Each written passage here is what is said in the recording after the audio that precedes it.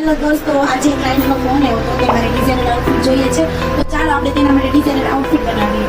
તો કેમાં બનાવશું? પ્લેનમાં. આ છે નેચરલ ગ્રેપ અને એકદમ પ્લેન છે.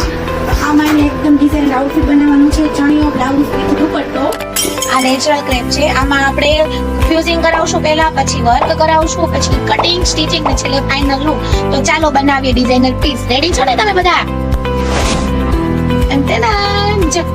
થઈ ગયું વર્ક, હેન્ડ વર્ક, ખાટલી વર્ક બંને મિક્સ છે. મોતી વાળું વર્ક છે, તમે જોઈ શકો છો.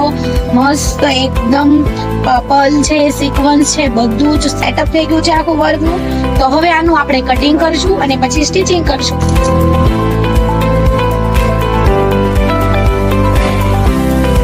જે મેં તમને પીચ કલર ની આખી પ્રોસેસ બતાવી હતી, આજે સ્ટીચ થઈ ગયું છે. તો ચાલો હું તમને એ બતાવું. આ બ્લાઉઝ છે જે આખું પર્લ વાળું છે, જે તમે જોઈ શકો છો. ફ્રન્ટ અને બેક પણ એકદમ ડીપ છે અને સ્ક્વેર માં છે. અને ફ્રન્ટ એનો ચણિયો બતાવું.